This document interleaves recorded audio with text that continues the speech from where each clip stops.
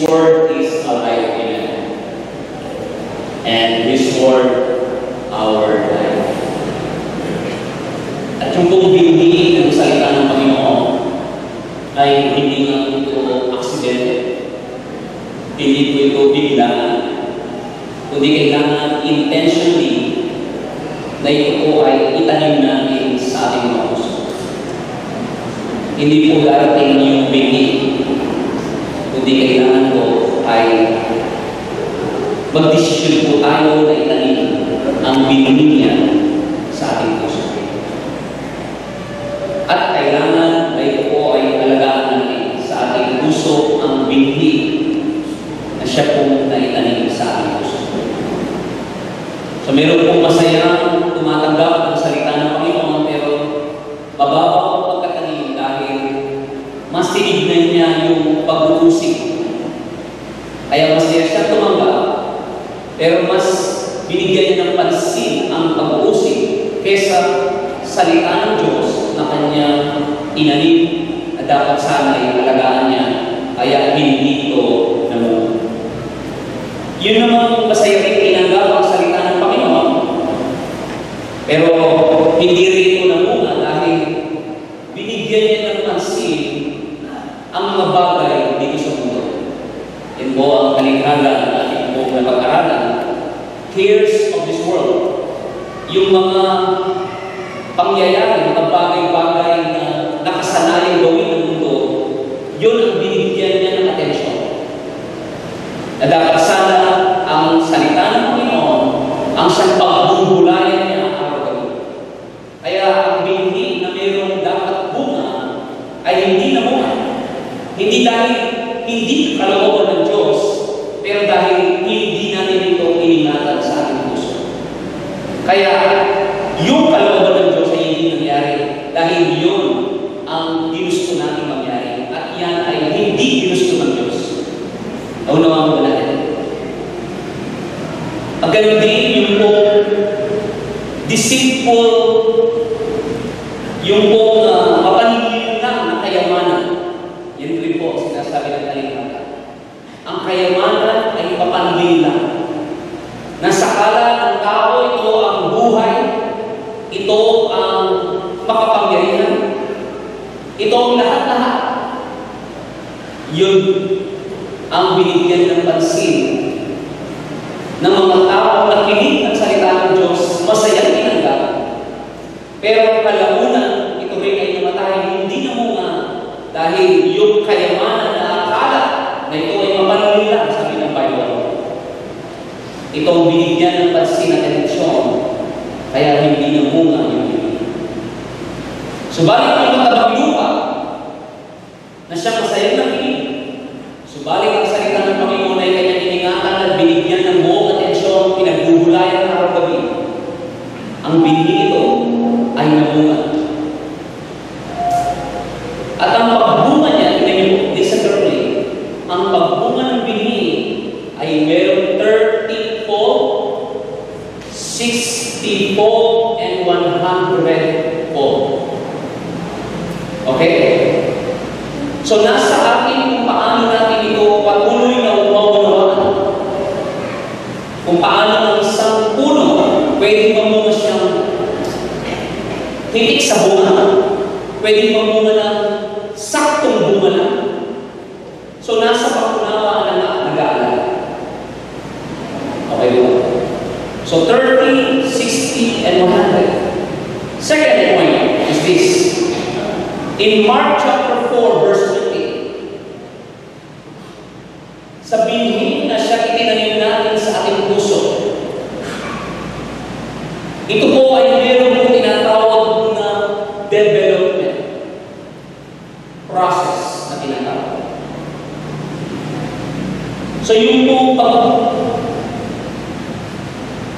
bigay ng Diyos ng kaganapan ng kanyang pangako, ang kanyang mga salita, ay mayroong tinatawag na development ng biglaan. Kaya dito po sa Mark chapter 4, verse 28, yung binhi na siyang naitanim, uusbong muna siya ng buhay. Okay ba? So, blade Di mo ba ang binhi na kapag ito ay lalabas sa lupa, ay hindi mo siya kagad puno, kundi meron mo na siyang lalabas na blade. And then pagkatapos mo ng blade, nandun po yung stalk, yung buong air. So it means, my dear brothers and sisters, ibig sabihin po nito, kung hindi man po namumunga pa ang binhi, pero ito ay patuloy na inaalagaan sa puso natin, ibig sabihin po, banon, ibig sabihin po banon, ay walang nangyayari, meron po. Meron pong lumalabas na konti-konti sa binhi na siya ating itinanim sa puso natin. Okay ba? Kaya huwag tayong mainit. Amen. Dahil kapag ang binhi ito ay patuloy na naalagaan, ang naitanim na binhi at ito ay nagkaroon ng bunga, hindi na ito kailanman mawawala sa iyo. Hindi na ito kailanman mawawala. Hindi babawiin ng Diyos ang anumang ibinigay sa iyo. And you will experience it from now and forever. Amen po ba? Ang salita ng Panginoon ay hindi magwawakas. Ang langit at lupa ay magwawakas. Ang anumang tagumpay sa mundo ito, meron pong mangyayari sa mundo, pero hindi na kailanman dadalhin ng anumang tagumpay ng mundo doon sa langit. Pero ang salita ng Diyos na siya nagtagumpay sa ating buhay, sa ating puso, ito mananatili magpakailanman. Kaya kung mamamalad po tayo, na tayo po ay nakakatanggap ng binhi, nakakatanggap ng salita ng Panginoon, at katagumpayan na kailanman ay hindi magwawakas sa buhay natin. It will last forever. Amen. In Galatians chapter 4, verse 21, meron pong nabanggit po dito. Sinasabi po dito sa Galatians chapter 4, verse 21, sabihin nga ninyo sa akin, kayong nagdanais magpasailalim ng kausan, hindi ba ninyo napapakinggan ang sinabi sa kausan? Sinabi roon na si Abraham ay nagkaanak ng dalawang lalaki, isa sa alipin at isa sa malaya. Ang anak niya sa alipin ay ipinanganak sa karaniwang paraan. Ngunit ang anak niya sa malaya ay katuparan ng pangako ng Diyos. So you can see the difference. Nagkaroon ng dalawang anak si Abraham. Ang isang anak niya ay natupad o ang isang anak ni Abraham ay nangyari sa karaniwang pamamaraan. Okay? Natural o normal human way. Okay? Yun po ang sa katawan po ni Ismael. So si Ismael ay anak ni Abraham. At nangyari ang panganak kay Ismael sa normal at usual na pamamaraan. In a normal human way. But the second child of Abraham is Isaac. He was born, amen, in a supernatural way. In a supernatural way, Isaac was born. Okay, di ba? So, either way, ano man ang paraan ng tao, o anumang paraan na gusto ng tao, that's the right word, anumang paraan na gusto ng tao, may mangyayari. Okay? In a normal way, in a natural way, meron po resulta yan. Subalit, if you will choose to to follow the supernatural way, meron din mangyayari. Okay po ba? Meron din mangyayari. Kaya po, in verse 24, sabi niya, ito'y isang paghahambing. Ang dalawang babae ay larawan ng dalawang kasunduan. Ang isa ay iman sa bundok ng Sinai, na kinakatawan ni Hagar, at ng kanyang mga anak na pawang mga alipin. Si Hagar ay kumakatawan sa bundok ng Sinai, na sa Arabia at larawan ng kasalukuyang Jerusalem na nasa pagkaalipin, kasama ng kanyang mamamayan. Ngunit ang Jerusalem na nasa langit ay malaya, at siya ang ating ina ayon sa nasusulat. Magsaya ka o babae kung hindi magkaanak. Humiyaw ka sa lalaki, ikaw na hindi pa makaranas ng hirap sa panganganak, sapagkat higit na marami ang anak ng babae nangungulila kaysa babae may asawa. Okay, you see the difference? Mga kapatid, tulad ni Isa, tayo yung mga anak ayon sa pangako. Kung noong una, ang ipinanganak ayon sa Espiritu ay lubusin nang ipinakamanak ayon sa karaniwang paraan. So this is another point. Normal human way. Okay?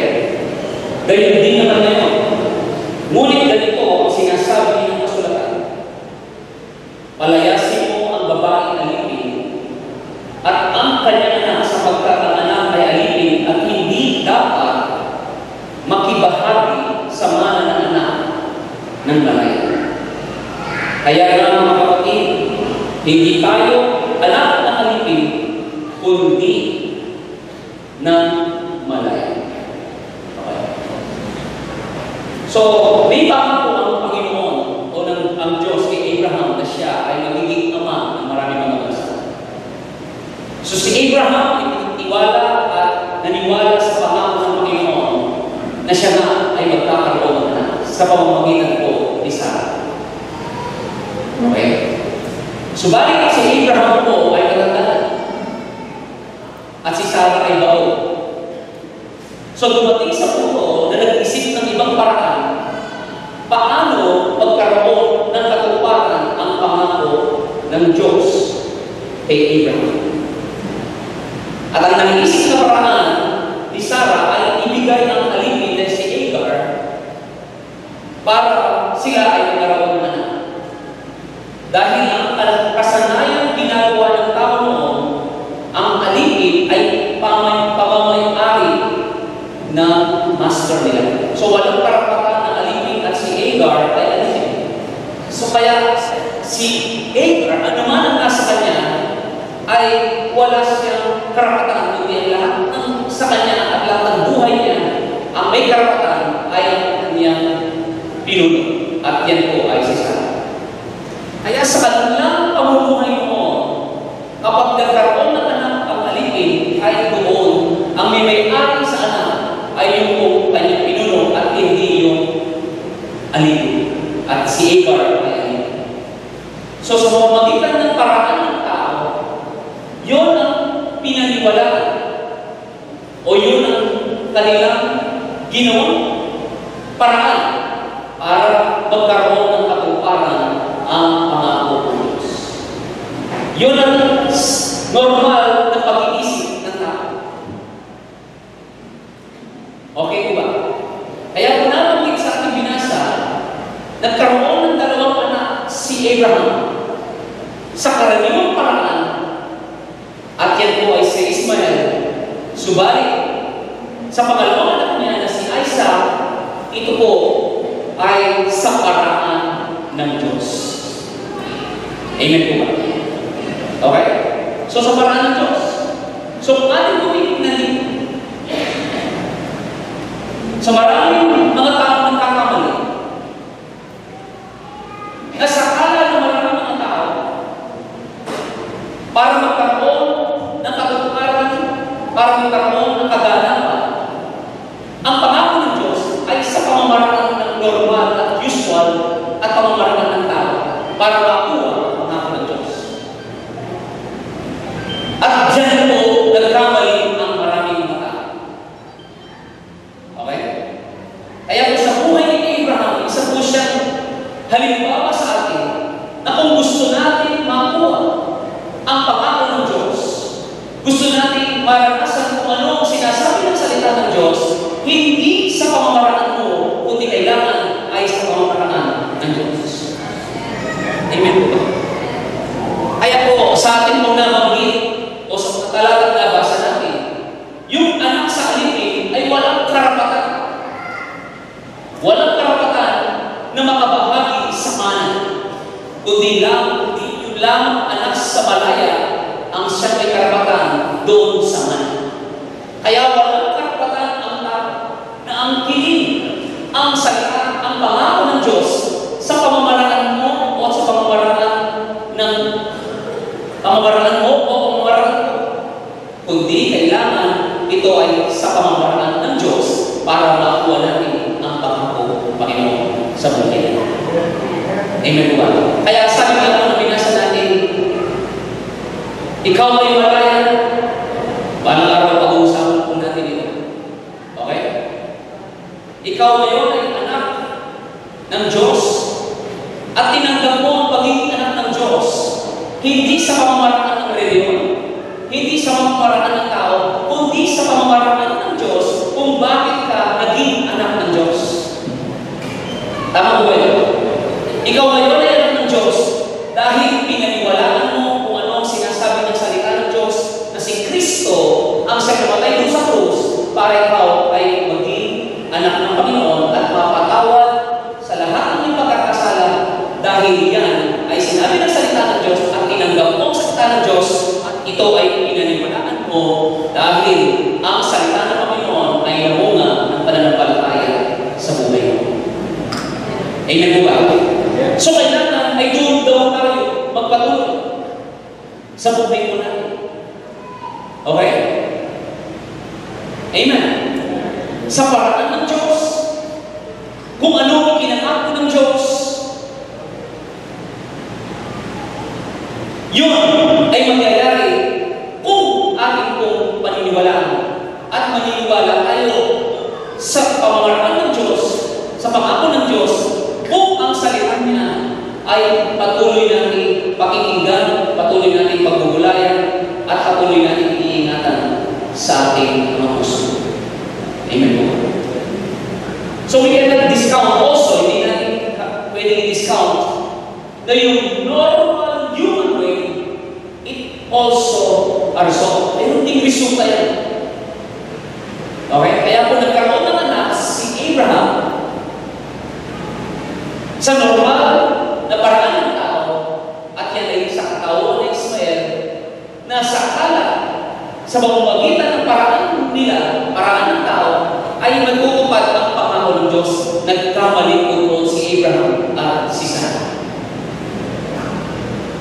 Okay po ba? Andiyan po ba tayo? Kaya hindi natin makukuha ang pangako ng Diyos sa pamamagitan ng usual na paraan ng tao sa sistema ng mundo ito.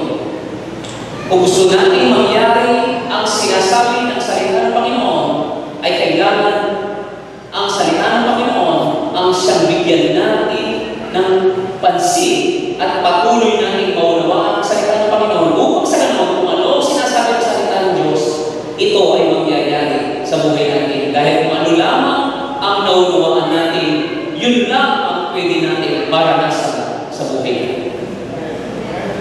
Palakpakan natin ang Panginoon. Okay? Kaya kung kailangan ay nandoon po yung ating commitment at yung ating attention. Kung ayaw bigyan ng buong atensyon ang salita ng Panginoon sa iyong puso, isipan, ang Panginoon ay hindi magbabago sa iyo. Hindi kailanman magbabago ang Diyos sa iyo. He will still remain faithful and He will still loves you so much unconditionally. Hindi mawawala ang pagpapala ng Diyos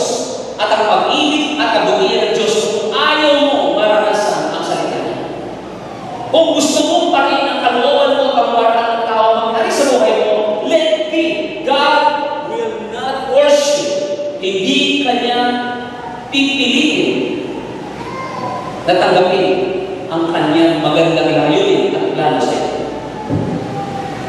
Okay ba? Andiyan ba tayo? Hindi magbabago ang Diyos. Pero dahil hindi mo pinili, nabigyan ng buong atensyon at pag-ibig ang salita ng Panginoon. Kung ano ang ginusto mo, yun ang mangyayari sa buhay mo. Kung ano ang tinanim mo, yun ang aanin. Kaya hindi natin pwedeng sumbatan ng Diyos na nagkulang ang Diyos sa iyo, mo. Ibinigay niya ang lahat para sa iyo. Pero anumang kapasyahan hindi saklaw ng Diyos sa buhay mo. Amen po ba? Kaya lahat ng tao ay mahal ng Diyos. Walang inatake ng Diyos na tao. Lahat ng tao ay mahal ng Panginoon. Pero nasa kapasyahan ng tao kung ang plano ng Diyos at pag-ibig ng Diyos ay tatanggapin ng tao. Nandiyan ba tayo? Kaya kung gusto natin maranasan kung ano ang pangako ng Diyos, okay ba? Na kung saan, sa kabila na si Abraham ay matandang-matanda, sa kabila si Abraham o si Sarah ay na wala ng kakayahan ng anak dahil baon na siya, matanda na rin siya. Pero sa kabila sa kanyang sinabing salita na sinabi niya kay Abraham, He promised, amen?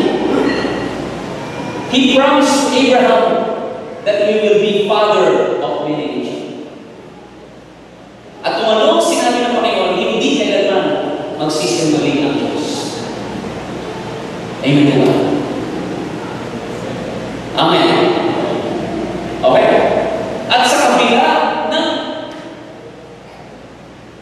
kalalagayan na halos patay na ang katawan ni Abraham at si Sarah sa katandaan, hindi balaki ang kahirapan, hindi balaki ang anumang malalang karamdaman, hindi balaki ang problema, anumang malalang problema sa buhay mo.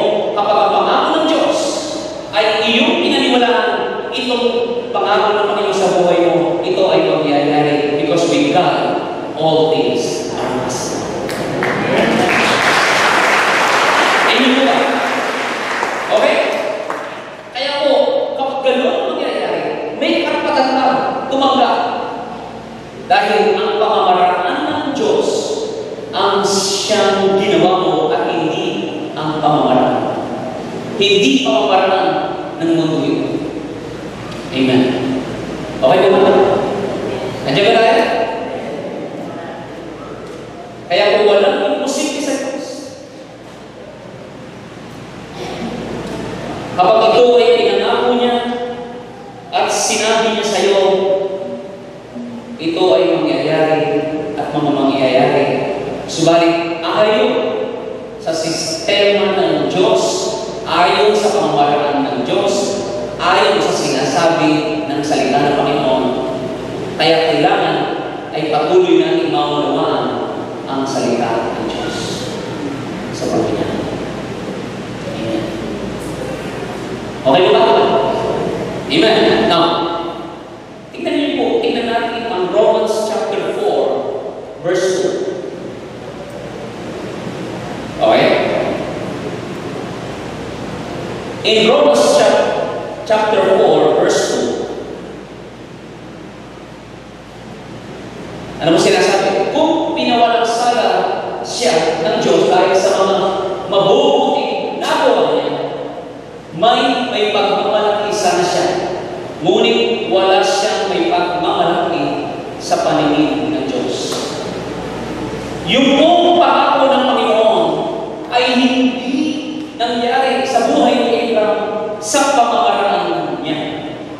Sinubukan na ni Abraham sa pamamaraan niya, pero hindi nagkaroon ng katuparan yung pangako ng Diyos sa kanya.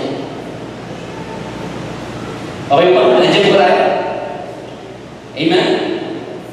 So, sa pamamaraan niya, hindi natupad. Ang sabi ng Diyos, hindi si Ismael ang pangako Sa katawan ni Sarah manggagaling ang pangako ko sa iyo. Okay? Kaya po, yung pangako ng Panginoon, ito ay nagkaroon ng katuparan sa buhay ni Abraham sa pamamagitan ng Diyos.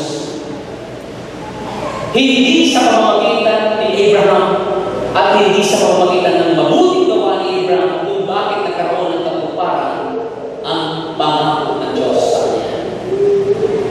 Okay, naman mo natin? Kaya po, kapag ang pangako ng Diyos ang siyang gusto natin maranasan, isang katiyakan, hindi ka magmataas at hindi ka magmamalaki. That is the one basic result. Yun po ang isang pangunahing resulta na kapag ang pangako ng Diyos ay nagkaroon ng katuparan sa buhay mo, hindi ka magmamalaki dahil lamang sa pamamagitan ng Panginoon kung bakit nangyari ang pangako ng Panginoon sa buhay mo. Kasi kung ang pamamaraan ni Abraham, okay, listen, kung ang pamamaraan ni Abraham, no, ang ginawa niya, pwede siyang magmalaki sa Diyos. Okay po ba? No, pwede siyang magmalaki. Kaya kung ang ating pong buhay, no,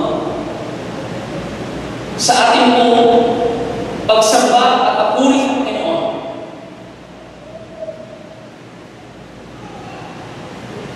ay gusto natin buong puso, ng buong kaisipan at ang buong lakas na papuri sa Diyos. Ang siyang maibigay natin sa Kanya ay tunay na kung ang lahat ng tagumpay sa buhay natin ay kailangan ibigay sa ating Panginoon. Ang lahat ng credit ay sa Kanya. Amen. Okay? Kaya po maraming hindi nakapagbibigay ng buong puso papuri sa ating Panginoon. Dahil sa akala natin, yung pamamaraan natin na nagkaroon ng katagumpayan, akala natin ito ay mula sa Diyos. Hindi natin alam, ito ay mula sa sarili natin. Okay po? Kaya po, naikukumpara mo ang sarili mo sa ibang tao. That is the one result. Yun po ang isang resulta na hindi mula sa Diyos ang tagumpay mo. Simply because you compare yourself to other people. You identify yourself to other person na sinasabi mo, mas okay ako sa kanya.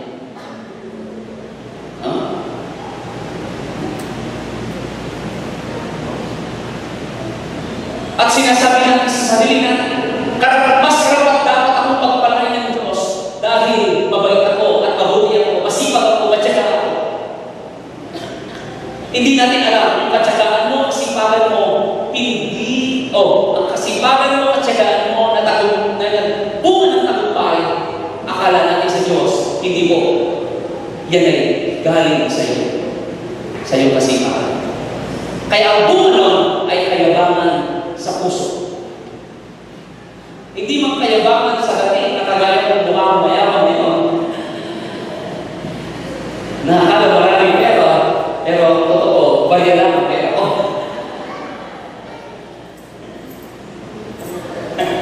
Hindi ba? You know your heart. At yan ang binabago ng Panginoon ng puso na. Amen po ba? That's why, my dear brothers and sisters, let's continue to know Him more in our lives. Kaya sabi nga ni Pablo, kung titignan mo na mas marami ang nagawa kaysa sa iba, pero sabi ni Pablo,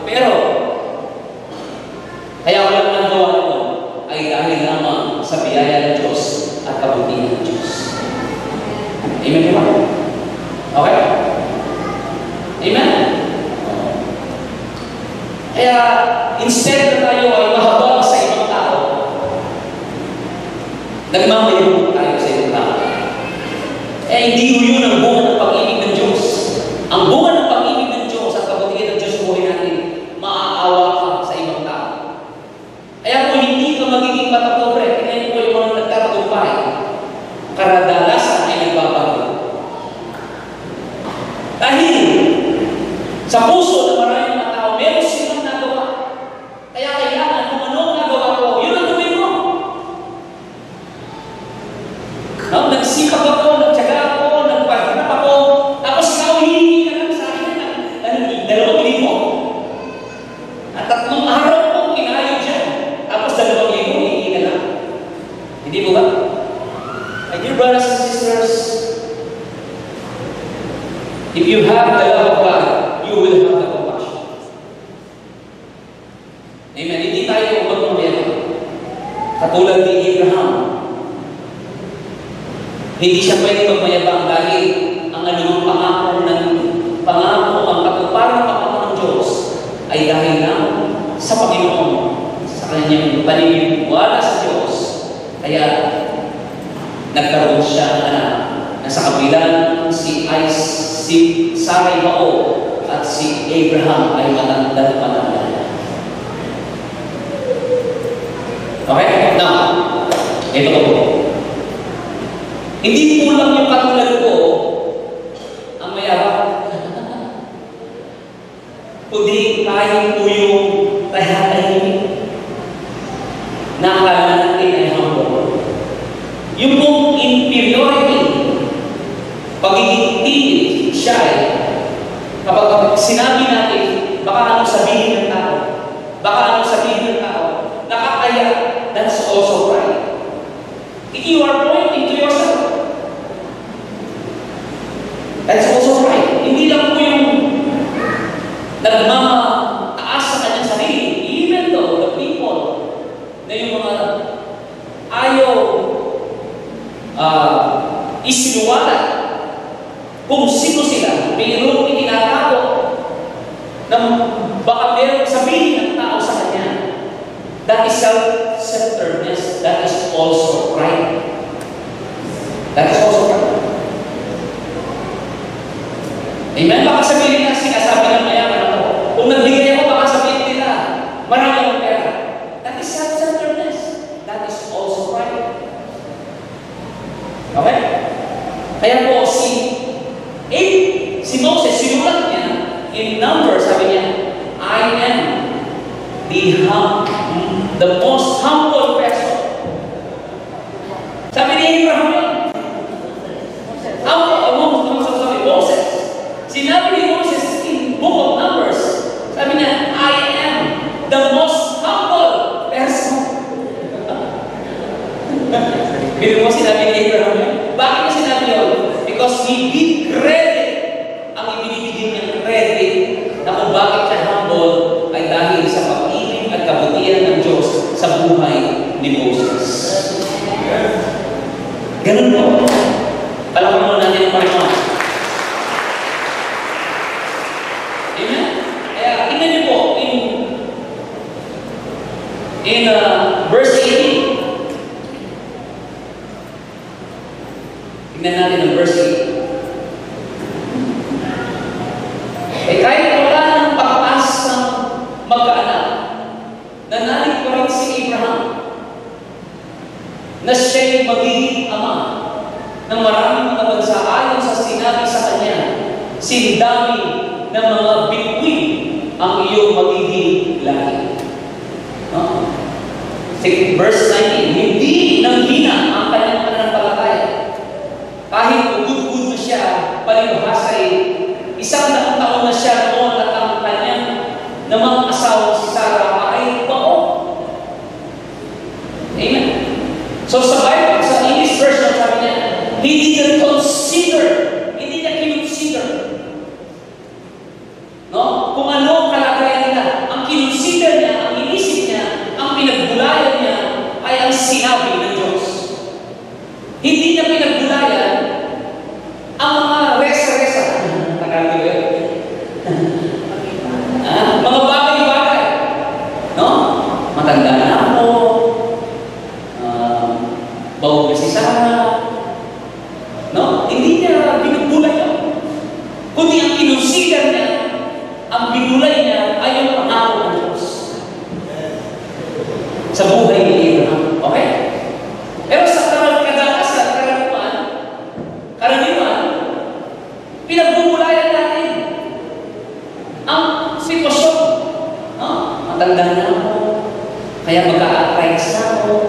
40 na ako, kaya labo na yung mata ko. 40 na ako, tatakot na ako, kailangan yung mga anak ko ay ma-secure. No? Then doon tayo magdidesisyon. We consider all the facts. Consider muna natin ang mga sitwasyon and then magdiderive tayo sa desisyon. Kaya ang nangyayari, binubulay-bulay muna ang mga dito sa mundo and then nahihirapan na yung pananampalataya na natin pagkilala natin sa Panginoon dahil ang inalagaan natin ay ang mga katotohanan ng mundo ito kaysa yung pagbulayan natin ang katotohanan ng salita ng Diyos.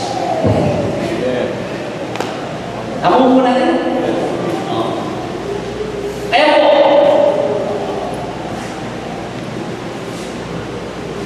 kung ano man ang bunga, yun ang tinanim natin. Kaya kung gusto natin mangyari ang sinasabi ng salita ng Panginoon, yun ang binihing alagaan natin sa puso't isipan natin kung ano ang sinasabi ng salita ng Diyos. Hindi pwedeng binihing ng mundo, binihing mga normal na sitwasyon, ang pagbubulayan mo at pagkatapos inaangkin mo ang sinasabi ng salita ng Diyos. Kaya mo nahihirapan mo tayo. Kaya nagiging double-minded tayo. Kailangan ay isa ang ating pakitain, isa ang ating kaisipan, at yan ay ang pag-ibig, ang kabutihan, at pagpapala, at ang hakon ng Panginoon sa buhay ng bawat isa po sa atin. Yun po ang patuloy natin bigyan ng pansin sa buhay natin. Amen po. Kaya mangyayari ang mga bagay na imposible sa tao, subalit posible sa Diyos. Amen po. Tingnan niyo po. Kung titignan natin in verse 8. In verse 8. Sindami ng mga bituin. Ito ang sinasabi ng Panginoon. So one time, si Abraham ay pinalabas ka Abraham. At ipinakita ng Diyos ang bituin. So, yun ang binulay ni Abraham. Are you there? Nandiyan po tayo? So, ano mangyayari? Sindami o magiging lahi ka ng maraming mga bansa. Paano mangyayari? Ipinakita ng Diyos ang bituin sa kanya. Ito ang lahi mo, ang mga bituin. At buhangin, ganon kasindami ang lahi mo, Abraham. Amen? Dahil wala pang Bible na pagbubulayan ni Abraham. Wala pang Bible na visualize ni Abraham. Kaya po yung star at buhangin ang ginamit ng Diyos para makita ni Abraham kung ano ang sinasabi ng Diyos. Okay po, nandiyan po tayo. But now we have the Bible. But now we have the Word of God. Hindi na kailangan na makakita ka ng anghel. Every no.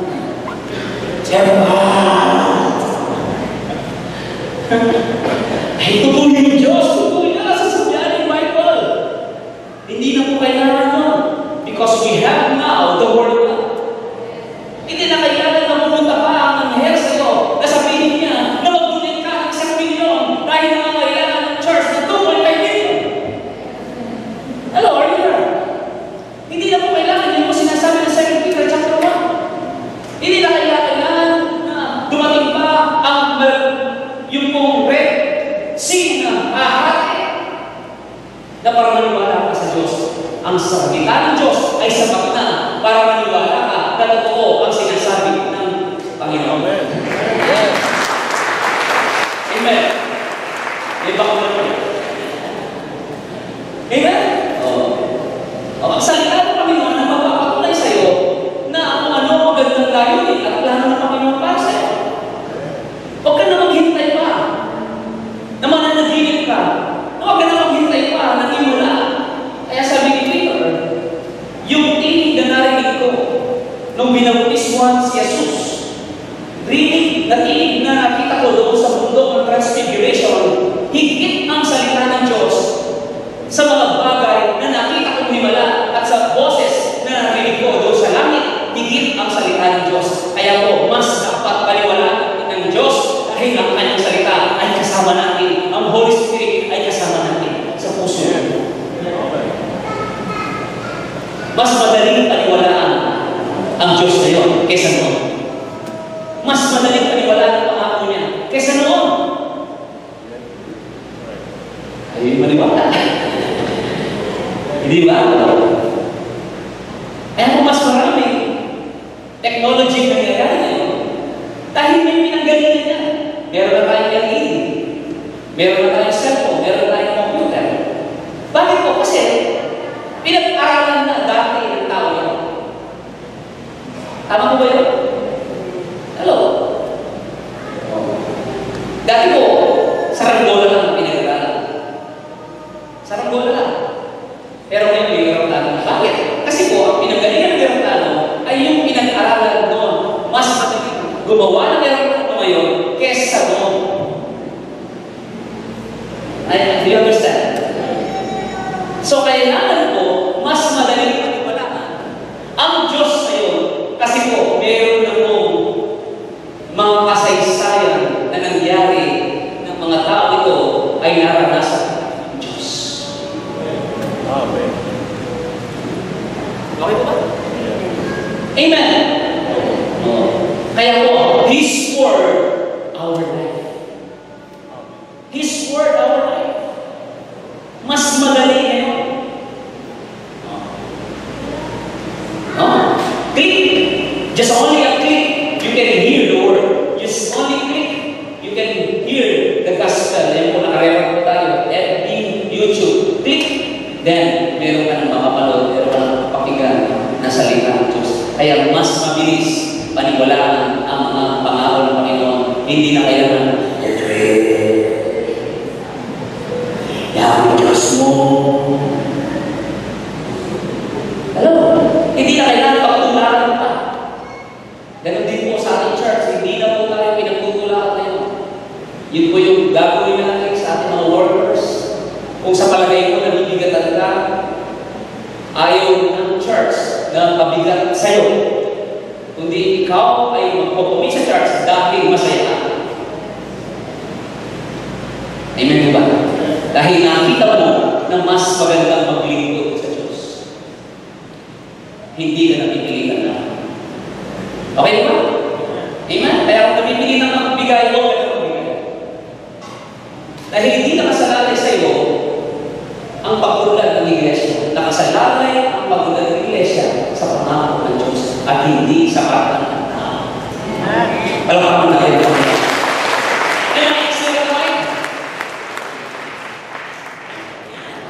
Kaya kung palutihan sa'yo, hindi ka pipilitin ng Diyos. My dear brothers and sisters. Amen? Okay. So, tingnan mo natin in verse 20. Hindi siya alinlan sa pangako ng Diyos sa halip.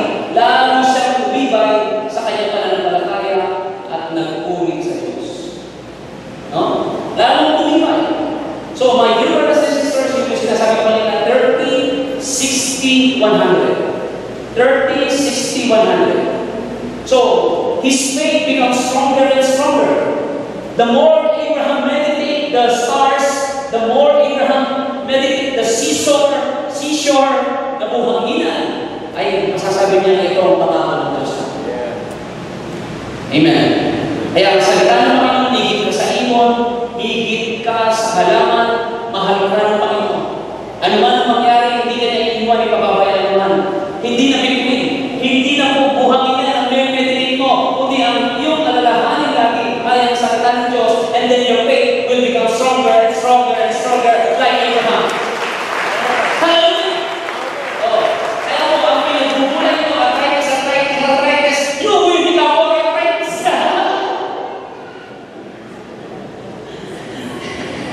Kaya po maiiyak. Amen. Oh. Kaya po, purihin ng Panginoon that we have privilege like this. Amen po ba? Okay?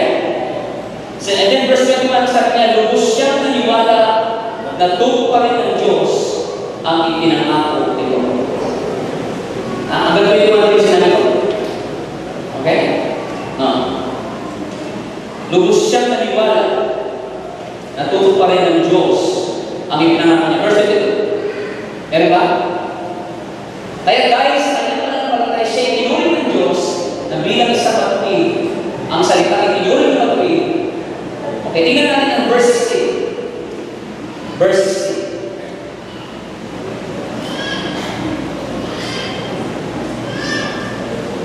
Okay. Verse 16, dito tayo magtatapos. Kaya nga, sa pananampalataya na babatay, ang pangako upang ito'y may bigay bilang walang bayad na kaloob para sa lahat ng anak ni Abraham. Hindi lamang sa masaklaw ng katusan, hindi sa lahat ng sumasampalataya, kundi sa lahat ng sumasampalataya rin tulad ni Abraham sapagkat siya ang ama ng ating anak. Okay, so ulitin ko. Kaya nga sa pananampalataya, nabawatay ang pangako upang ito'y maibigay bilang walang bayad na kaloob para sa lahat ng anak ni Abraham. Hindi lamang sa masaklaw ng katusan, kundi sa lahat ng sumasampalataya rin tulad ni Abraham sapagkat siya ang ama ng ama nating lahat. Okay, so ang pangako po daw, no? Ito ay naibigay bilang walang bayad. It is a gift. So the promise of God to you is a gift. Walang bayad ang pangako ng Panginoon. It is free. Okay? So nasa iyo ngayon ang pasya. Kung ang pangako ng Panginoon ay tatanggapin mo. Kaya lahat ng nasa salita ng Panginoon, ito ay testamento, itong lahat ay libre na sa iyo kung paniniwalaan. Amen po ba? At mapapaniwala mo ang salita ng Panginoon higit sa paniniwala mo sa mundo. Listen. Mas higit mong paniniwalaan ang salita ng Diyos kesa naman paniniwala sa mundo ito kapag ang salita ng Panginoon ang siya maging sentro ng iyong isip at puso. Okay po? So hindi lang po basta naniniwala. Okay? Kailangan ang paniniwala mo yan ang siyang mali sa paniniwala mo sa mundo nito. Ayun sa inyo. Okay ba? Tingnan niyo po na. Sa English, tingnan natin. Sige, meron ang English, Romans chapter 4. Sa King James Version. Tingnan niyo po.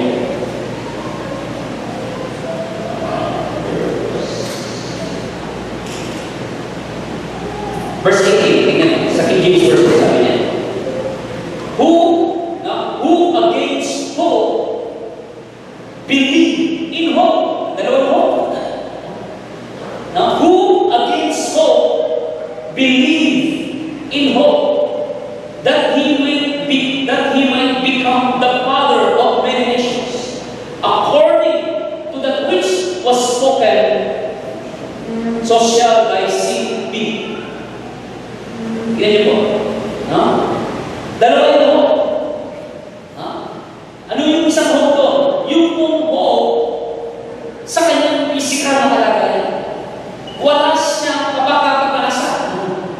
Matanda na si Abraham at bagod na si Sarah. Wala nang kapag-pag-asa kung ang pisikal na kalalagyan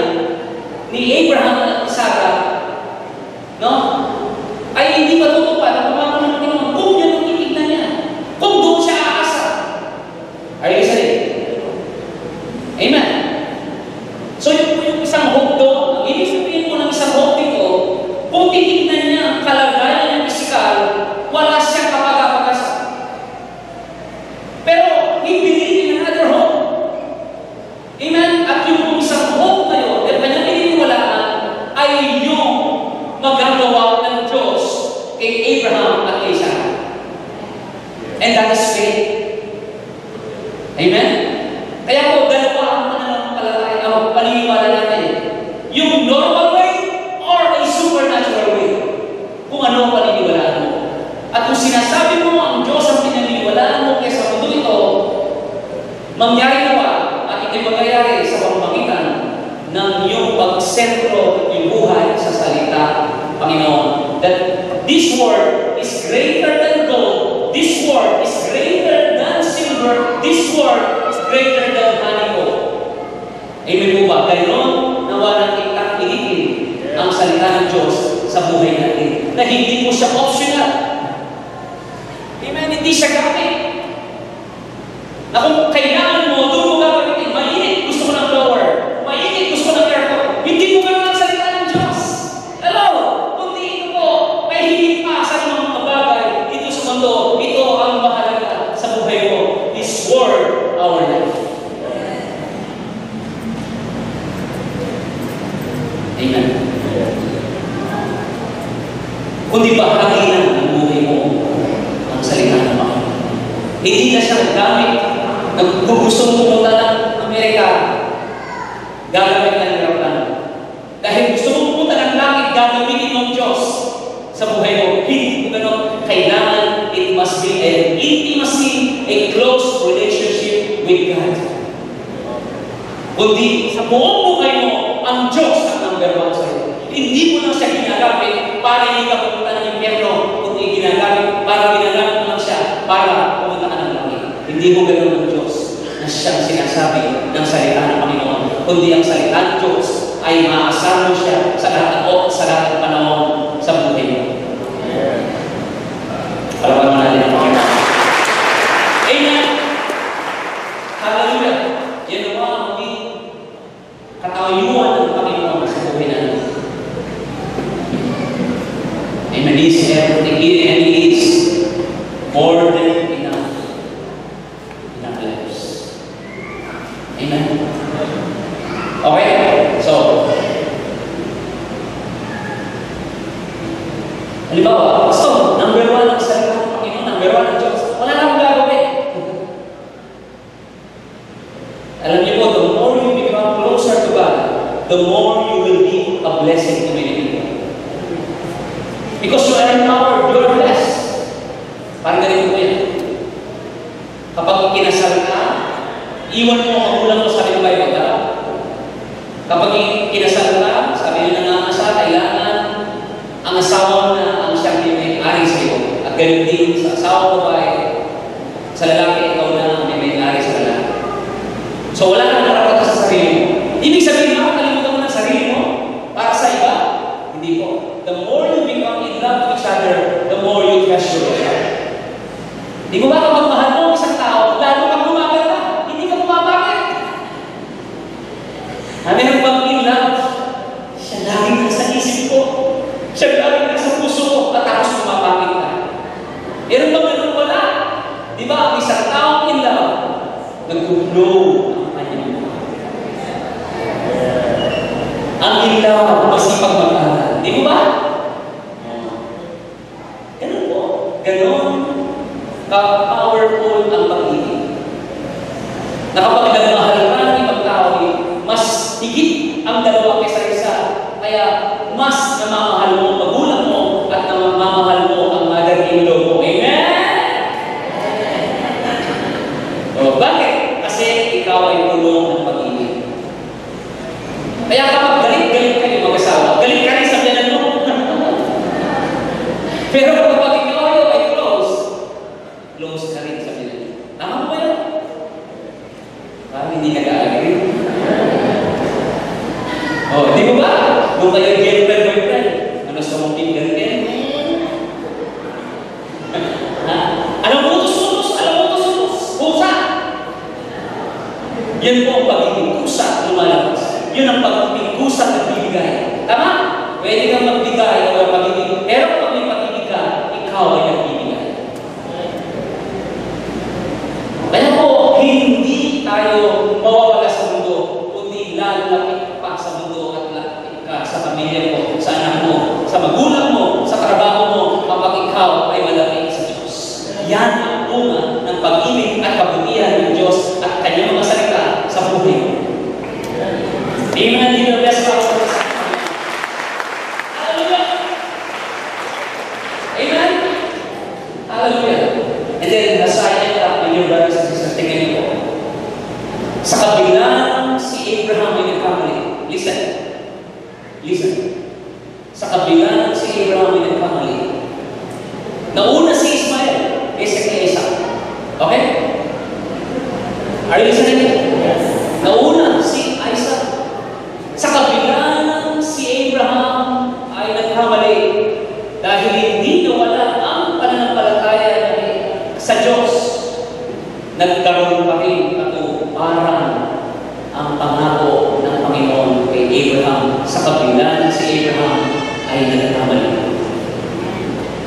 Dahil hindi nagbabago ang Diyos sa iyo at sa akin. Amen po ba? At hindi nakasalalay ang pag-ibig ng Diyos at ang kabutihan ng Diyos sa gawa mo. Kaya ka niya mahal dahil ang Diyos ay pag-ibig, hindi dahil mabuti ka, tapat ka, masipag ka, hindi. Kaya siya mabuti sa iyo dahil ang Diyos ay mabuti, ang Diyos ay pag-ibig. Ako muna rin. Hindi nagbabago ang Diyos. At ang pangako niya ay hindi sa pamamagitan ng masamang gawa kung bakit hindi mangyayari ang pangako niya. Ang pangako niya ay mangyayari hindi dahil mabuti ka. Ang pangako niya ay mangyayari dahil pinaniwalaan.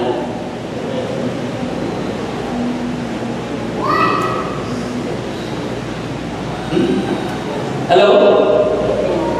Dahil pinaniwalaan ni Abraham, kahit nagkamali siya. Okay? Parang hindi niyo po nakuha yan. Nakuha niyo ba? Amen? Ang pangako niya hindi nakasalalay sa masamang gagawin. Bakit hindi mangyayari? Hindi nakasalalay gagawin. Hindi rin nakasalalay ang pangako niya dahil mabuti ka. Hindi. Ang pangako niyang sinabi sa iyo mangyayari sa kung paniniwalaan. Okay? Amen? Ngayon, kung ikaw man ay naniwala at nangyari ang pangako ng Panginoon, dahil mabuti ang Diyos sa iyo, nagbubunga ng mabuti yan. At kapag nagbunga ng mabuti sa mundo, magbubunga rin ng mabuti ito sa buhay mo dito sa mundo. Okay? Iba yung sa Diyos at iba yung relasyon mo sa mundo. Tama po yan? Are you there? Ngayon, listen. Listen.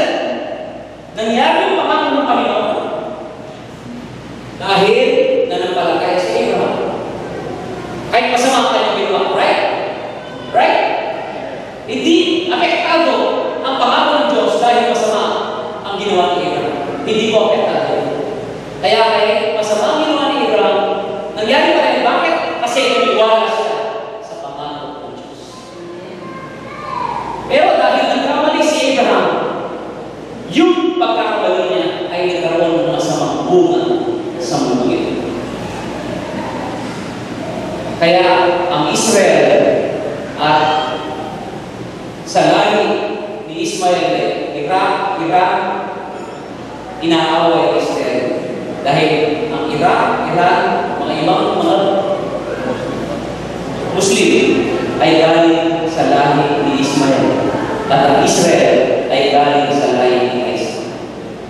May kabayaran ang anumang pagkakasala. Pero ang anumang kabayaran ay hindi galing sa Diyos. Okay ba? Kaya po, sama-sama tayo. Ang salita ng Panginoon ang siyang patuloy naman at tulong-tulong tayo sa pangangalaga sa puso at isipan natin ang salita ng Panginoon. Diyos, hindi kayo naman magbabago sa iyo.